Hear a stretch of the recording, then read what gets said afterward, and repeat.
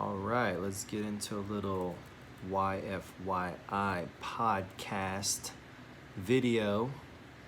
Gonna keep it rolling, about to go live. This mic will be hot. Hope you guys are doing well.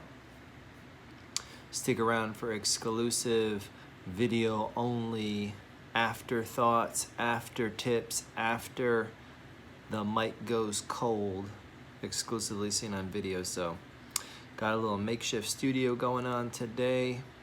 Still working on our actual media, 1.0 media studio, so stay tuned, give some details on that. All right, here we go.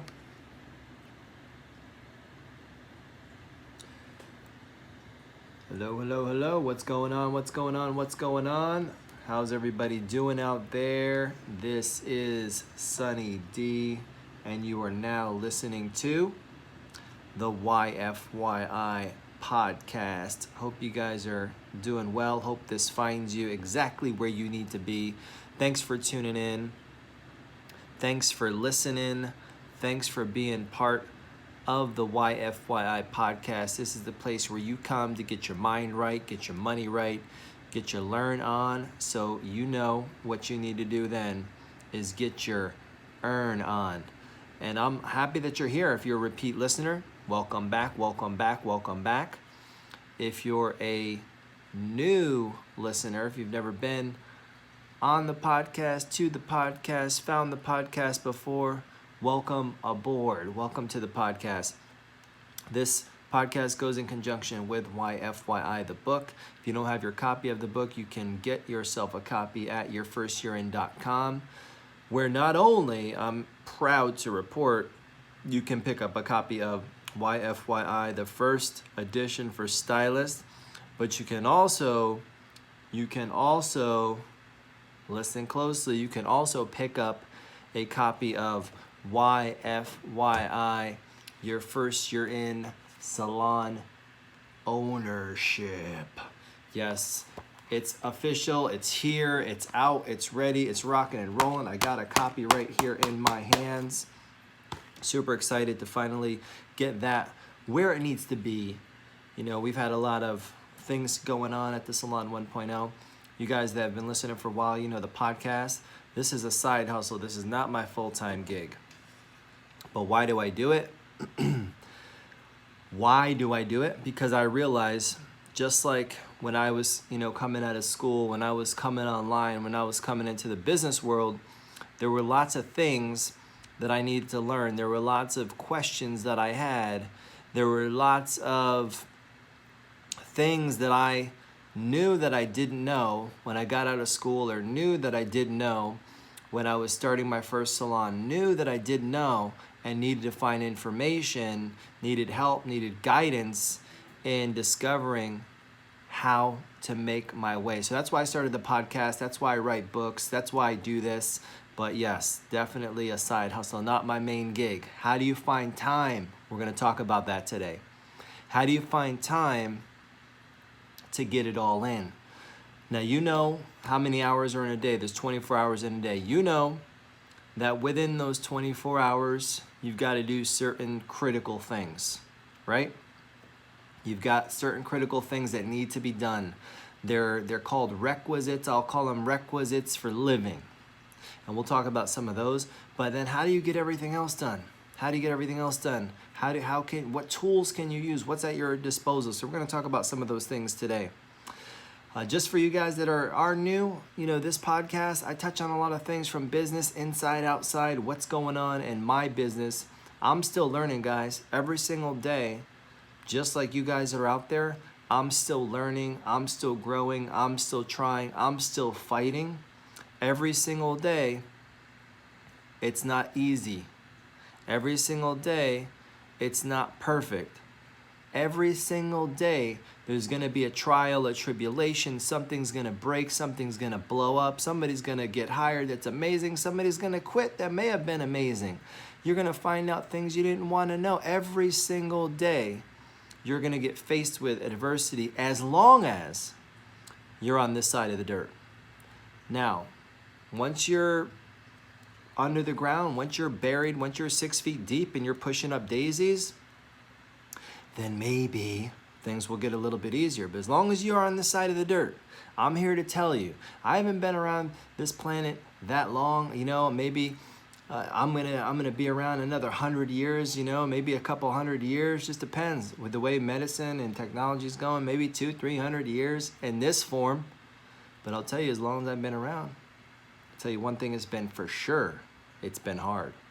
One thing for sure, as long as I've been around, one thing for sure, it's been a challenge. I'll tell you what, as long as I've been around, as long as I've been around, I'll tell you what, it's been difficult. I'll tell you what, as long as I've been around, it ain't been easy. It ain't been easy, but I'll tell you what, as long as I've been around, looking back, looking forward, and looking now, I wouldn't have it any other way.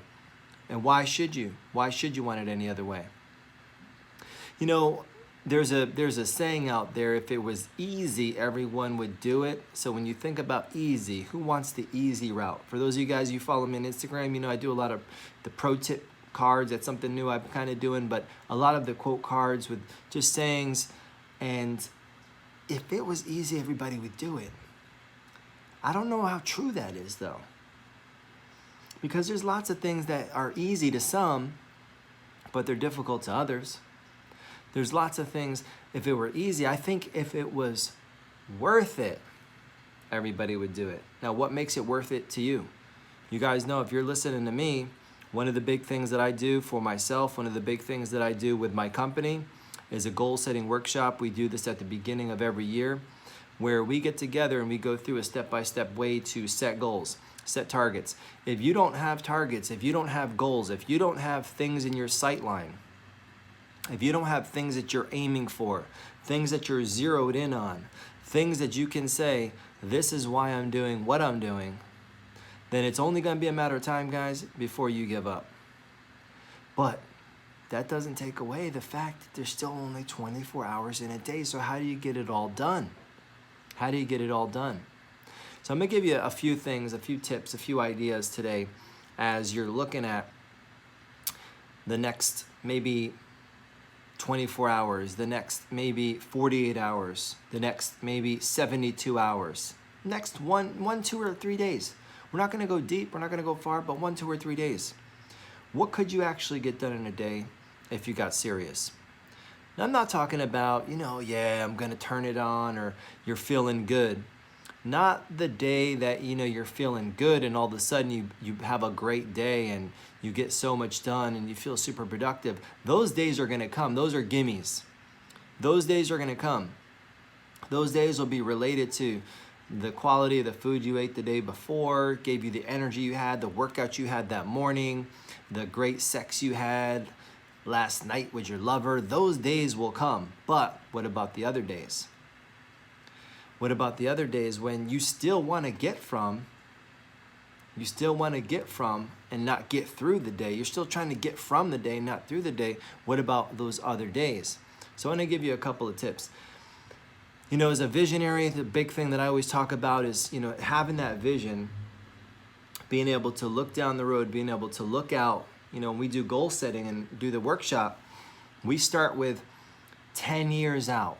We go way out there. We start talking about 10 years, and that's where I try to get everyone to really open up their mind. And if you guys have read, YFY for stylists, then there's a short exercise that I do to get people to think out that far in the goal setting chapter. And then there's the step-by-step to follow up with that, what areas to focus on. But when you're talking about the long range, like the sight that you need to be able to see 10 years out. Now, why do we go 10 years out? Why not 5? Why not 4? Why not 3? Why not 2?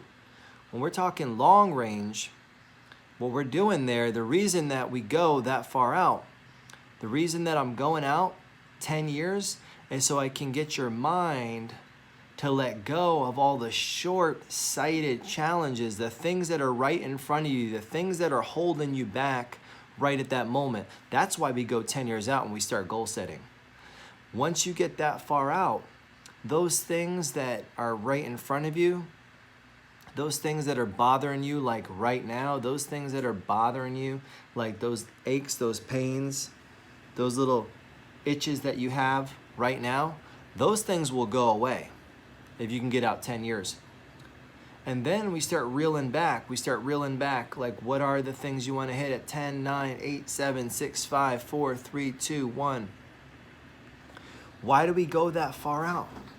When you think about short-sightedness, when you think about things that could stop you, those are the bigger glasses that you're going to need. Because there's always going to be inside 20/20 vision, right? You might wind that down to another sight. You might wind that down to another sight. You might wind that down to another sight. You're going to need, vision, so to get your eyes big enough. That's why we go that far out.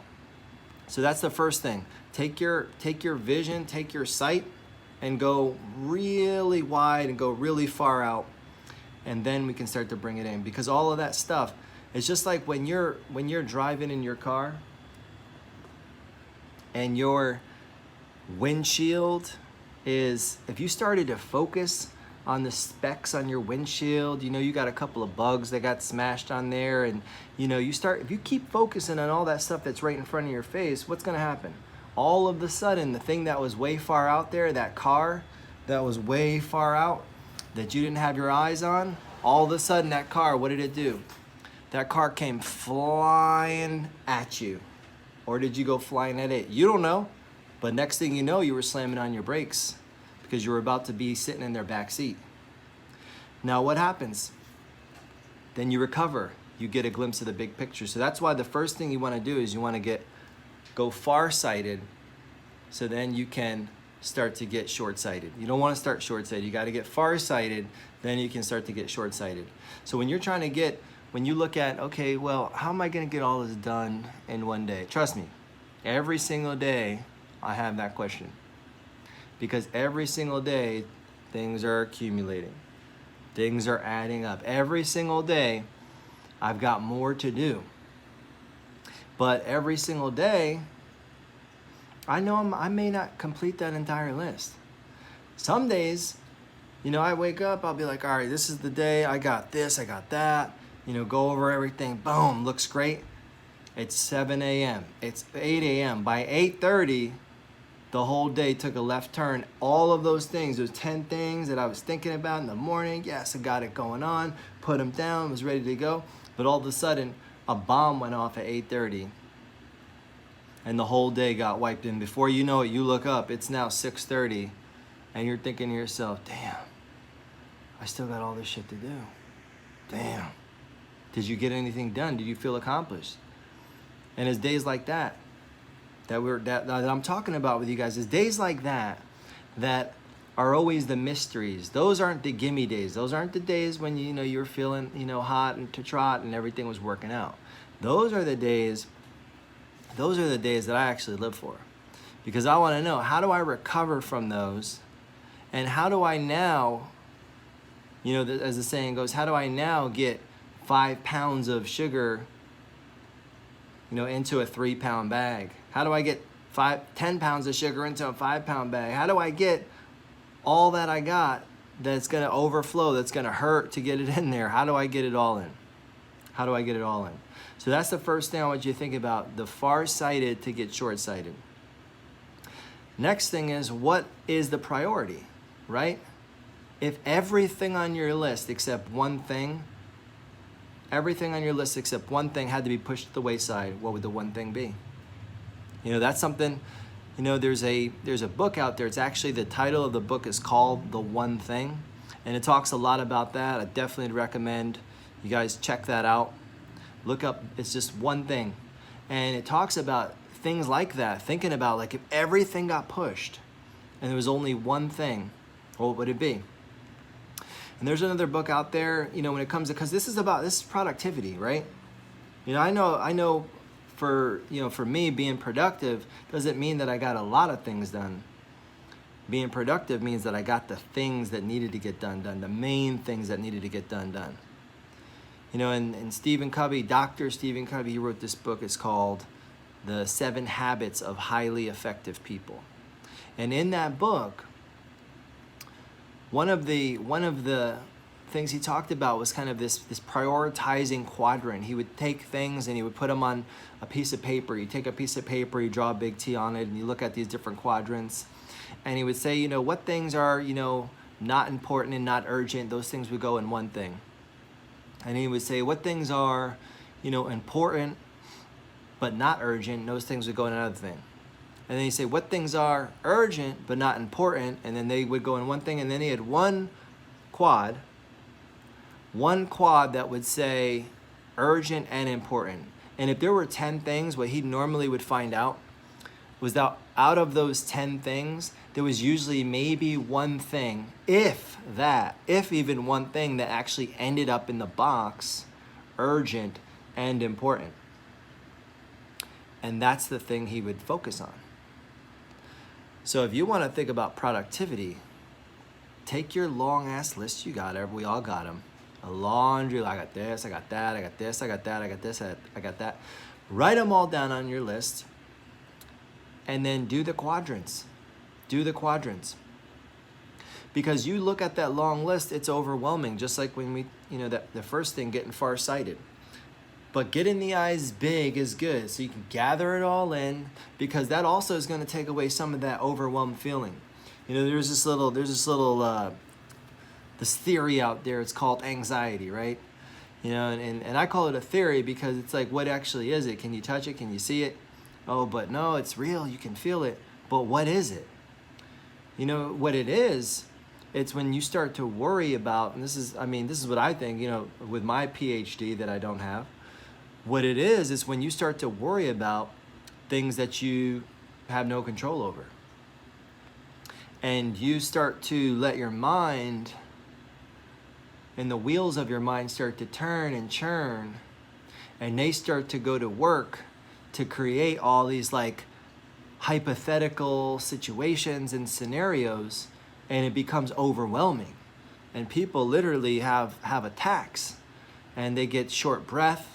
Their palms start to sweat. I felt some of those feelings before. Those are actually physical manifestations. But what's happening is the mind starts to, well, what if this? And then what if that? Things that happen, money is a huge one, right? I've never been married, but we know that the divorce rate in America, 50% of marriages end in divorce. Number one reason, I thought it was going to be infidelity, right? But it's not, it's money.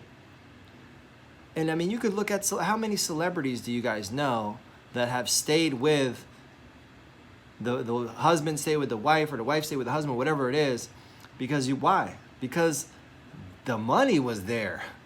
Even after they got caught red-handed doing this, doing that, but the money was right. They're staying. But how many they don't report it as much, but when so-and-so's career went up in smoke and they went broke, away went their Mr. or Mrs. whoever. Because money is one of the biggest stressors. So that's a big one. People start thinking about money and they're like, oh my God. And then I got this bill. Well, what if I'm not able to pay that? Well, what if those clients don't pay their bills? What if I don't do this? What if there's not enough week at the end of the time, at the end of the week, or month at the end of the money? The money runs out before the month runs out. What if? And T.D. Jakes, one of my favorite sayings is T.D. Jakes. He said, if you got a problem that man or money can solve, you ain't got no problem. And I always think about that. As a business owner. And for you guys that don't think you're a business owner yet, you are a business owner. You might be working in the confines of another company, but and I talk about this a lot. You are a small business owner. You're building a business. You're developing a business. You're an intrapreneur, what's known as an intrapreneur. You don't have your complete neck out on the line maybe, but you still are an intrapreneur. You're building a business within a business. Do you know that the actual entrepreneur who's founded or started that business, whoever it is, even if you don't even know them, you work in a big chain corporation, you don't even know who's at the top, right? Do you know if you feel that kind of pressure, times that by 100, maybe 10, maybe, depending on how big the company is, maybe 1,000 times. That's what they live with. And why do you think CEOs around, around the country, their hearts are, founders are popping out of their chests. You guys watching what happened with Congress this past couple of weeks? When you have Mark Zuckerberg sitting up there testifying in front of Congress, they're grilling him. These guys, like, he's a third of like most of their ages, and he's sitting there, he's on top of this. He didn't know. He said, "I had no idea, Senator. I had no idea." He's like, "We started this thing. We wanted to connect some people around college." Next thing you know, he's 33 years old, sitting on top of a $40 billion business. And they're grilling him, asking him question after question. You don't think he had those feelings? You could see it. He was sweating like he was diffusing a bomb sitting in that chair. So that's the kind of pressure, though. So as you're building your business, what would it mean to you if you could create some of that artificial pressure around you? Because then that's going to take away those little dots that you're focusing on the windshield. It's going to take away some of those. So that's why we go big first, far-sighted to get short-sighted. The second thing, as you're coming back in, as you're starting to wind it back in, right? Thinking about, how do I create a priority list that actually matters? So looking at important, but not urgent. Urgent, not important. Not important, not urgent. Right? Even right now, we just said, what happened? What happened recently? You know what happened. Everyone's freaking out. Oh no, tax deadline. Dun, dun, dun. So here's the thing, right? Tax deadline starts coming, people start panicking. That theory starts kicking in. Oh my God. People are under the impression that, like, if they don't file their taxes by April 15th or whatever the date is, that like a guy in a pinstripe suit might come up to their house and take them away. Like, so here's the thing. Is that artificial? Is that artificial intelligence? What happened? Just like Y2K, what happened? Everyone was panicking. They had the center set up around different cities, Y2K planning center, because when the world, they had this whole theory about when the world turns from 1999 to 2000, the computers would think it was 1900 again, and all the computers would crash. Electricity, gas, everything was going down. They had the Y2K bug. It's real, it's real. So what happened? People literally braced themselves at midnight. And then what happened? Nothing. So was that urgent or important? Well, they had that in urgent and important. That's the quadrant that the world put that in. And that's a quadrant that a lot of us put a lot of things in, and that is what's killing our productivity. So if you're serious about this, think about it. The tax deadline, was that urgent and important? No. Was it important? Yes. But was it urgent? No. Is anybody gonna come knock on your door and take you away? And I'm not telling. Listen, I'm not an accountant. I'm telling you how to do your thing. Taxes, don't file late and then start coming back to the. I'm doing a podcast, and I'm talking to you about prioritizing. I'm talking to you about the sense of what is urgent and important. So where would that fit on your quadrant? Maybe you put it in important. Maybe you put it in important but not urgent. That's probably where I'd file it. So that's going to be a little hack. So you're thinking farsighted to get short-sighted. You're thinking prioritizing. If 9 things out of the 10 things that I said, I got to get this done. I could not, no way, in hell, not even a chance that it's getting done. Where would you be if one of those things was all you could get done? What would that one thing be? So that's going to be the next piece of that. And then the final piece of that is, now that I know what that is, look at the actual time that you have. Look at the actual time that you have, because what I found out, and I've tested this with my team, I've tested it with myself, I've tested it with you guys that interact with me on the interwebs. They hit me up. You're like, I want to do the 90-day challenge, right? The 90-day challenge. So the 90-day challenge, I'm not going to go through the whole thing, but basically it's hitting up 10 prospects, 10 contacts, 10 potential leads a day, and doing that for 90 days. If you just, do the pure math on it, you're talking 200, 300, hits. And then if you do the pure math on that, if you're doing it 10, and even if you did it 10, even for 30 days, you got 300 You do it for another 30. We'll just say 30s every day. Every month is 30. You got another 300. At 600, you got 900 hits. And then you just take the math on that.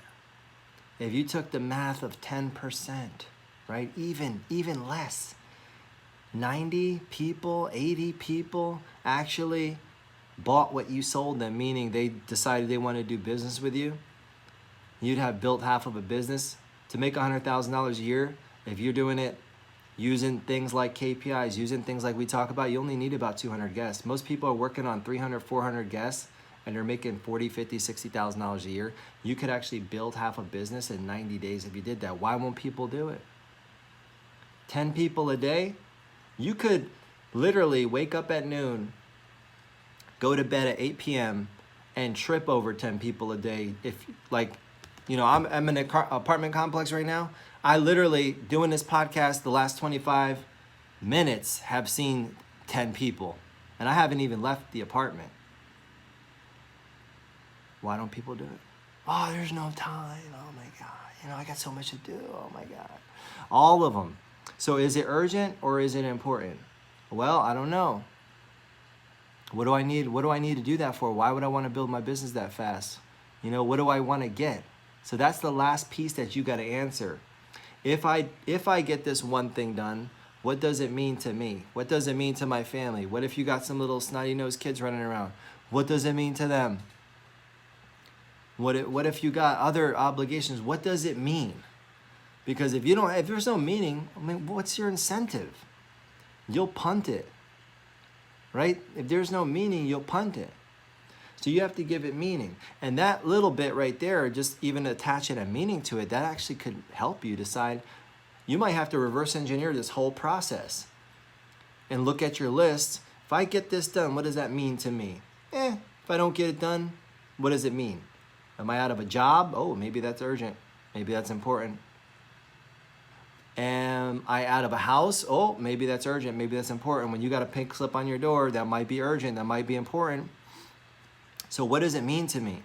And when you start going through this, maybe you reverse engineer it and find out maybe 8 of those things are important, but they're not really urgent. 1 or 2 things are urgent, but they're not really important. You know, 3, 4 of them are probably, I'm telling you, you'll be surprised, probably 60, 70% of the things on your list are not important and not urgent. They're nice to do. It'd be great to do, but they're not urgent, not important. They will become like physicality. That's a big one. Those things, think about it. Going back to the CEOs, those CEOs are the hearts that blow up in their chest. The reason their hearts blow up in their chest is because, yeah, they're putting in the 90 hours a week, but there's 168. Then they're sleeping, 5 hours a night, all right? 5 times 7, that's 35. So now they're up to, 125? All right, great. What do they got left? 43 hours left? 43 hours left, but they can't find their way to the gym. They can't find their way to get their heart rate above 160 at least one time a week. They can't find their way to eat, a salad or 2 or 3 a week. And the reason their hearts are blowing up in their chest because they're dying from cardiac arrest.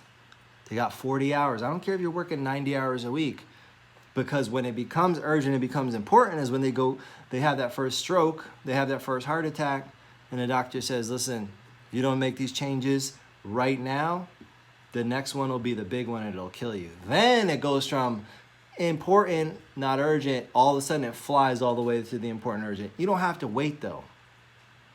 If you start looking at your list right now, a lot of you guys, as you've been listening to the podcast, you start talking to me different than when you first started talking to me. I start hearing you guys and you're like, not even the same person.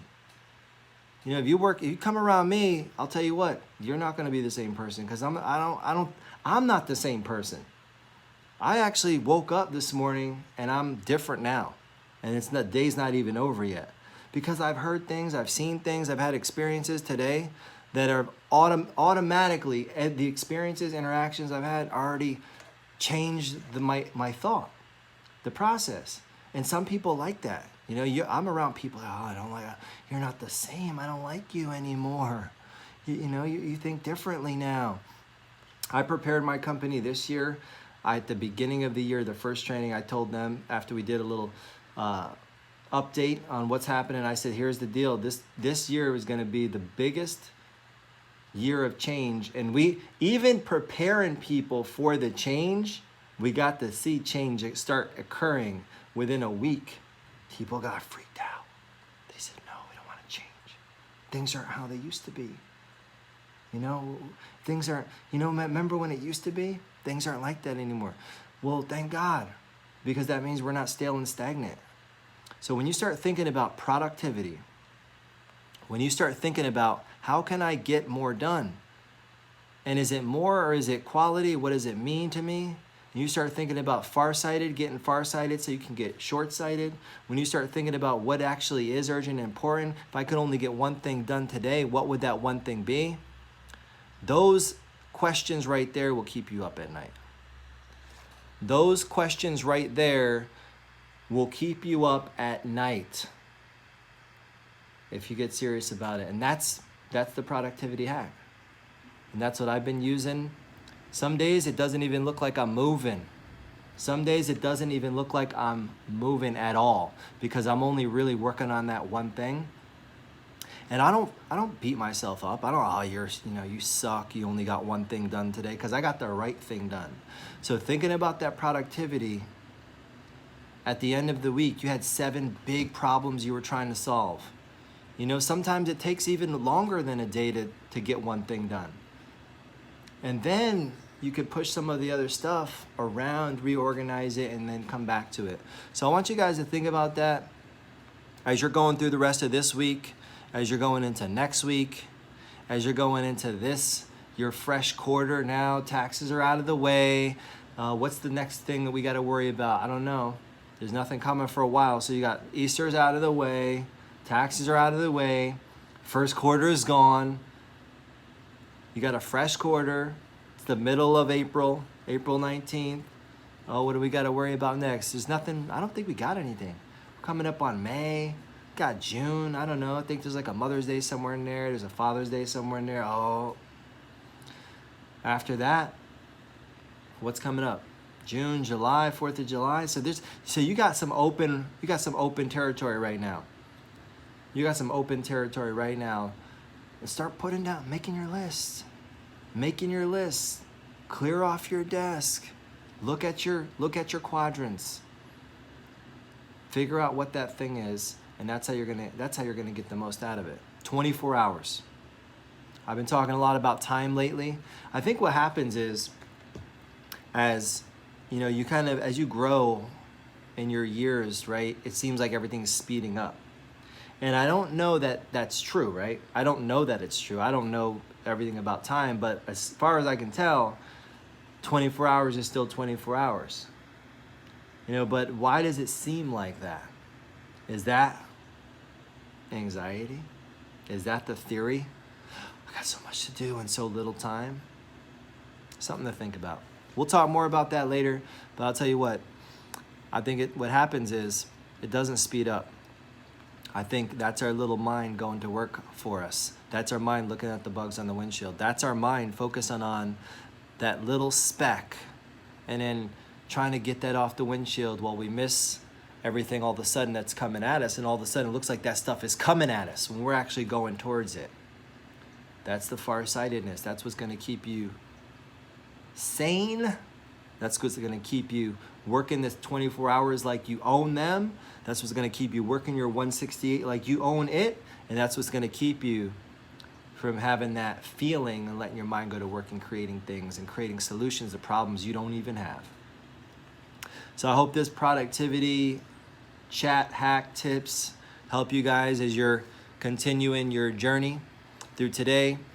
Super excited. I'll be out on the road, I think, next week. I want to say Miami. If you're in Miami, I'll be coming through with a little YFYI. It'll be a good time. If you're down there, you want to come check out what YFY is all about in the Dadeland area at Paul Mitchell The School, Miami.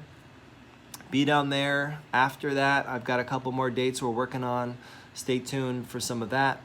Keep the messages coming in, and all of you guys that are super excited about getting your copy of YFY Salon Ownership, be checking your mailbox in the next few days. It's on its way with some extra goodies.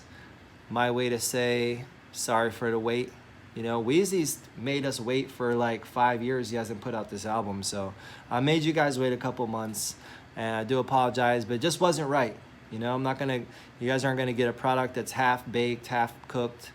So I'm happy with what we've got, and the wheels are already turning. So you know what that means. Another one. So stay tuned. Looking forward to seeing you guys on the road. Looking forward to some upcoming events we got, YFY podcast style, some interviews that are gonna be coming up. Also, the studio. You know, still under construction. I'm excited to get in there. You know, we're going to be doing video. We've got stop motion going on. We've got video content being created. We got tutorials. We got our team. They've been rehearsing, getting ready for the big stage. We've got product. We've got information. We've got all kinds of cool stuff that's going to be coming out of there. So stay tuned for that. And stay tuned for the next YFYI podcast. Thanks for being here. Make sure you go to yourfirstyearin.com, grab yourself a copy of either of the YFYI books, either for stylists or for salon owners, and hit me up when you get that with the hashtag YFYI. See you on the internet. See you on the interwebs. Until next time, remember, this is where you come to learn how to build your business right once, or else you will be doomed to have to build it again. Thanks for listening, guys, and I'll talk to you soon. And just like that, I'm out. So this is the aftershock. Call this the aftershock. So you guys are going to be the first to exclusively see one of our newest guests that's going to be on the podcast. These guys aren't going to hear about it because this is only for video viewers. But look at this. Look at that. Say what's up, guys. This is Dee. And you can't see her. She's little. Dee's 6 weeks old. You got to make sure you go follow her at Roland. She was just sleeping. She slept for we're at 38 minutes right now. She slept for 38 minutes. That's all she does. That's all she does. She just sleeps. She just sleeps. So follow her at Roland with a D. Whoa! How many followers you got? You got look at her. She's repping. She's got her bands on, her YFY bands. Let me see your bands. YFY bands, your first year in bands. She got her Team 1.0 bands. She got her own Instagram. Make sure you follow her at Roland with the D so you can see what her journey is all about. But she's the newest addition to the 1.0 family. So say hi. Hey, there you go. She gave you a mouthful. So let me know. I need feedback. Videos, some of them haven't come out yet. Hopefully this one, we're trying a little different format, recording it in a different app. So this one will get posted. And appreciate you guys watching video. How do you like it? What was the best part about it? Screenshot your favorite clip. It's probably gonna be this one. But thanks for watching, guys. Exclusive video content just for you guys. I'll talk to you guys soon, or I'll see you soon. Thanks for checking out YFYI podcast video.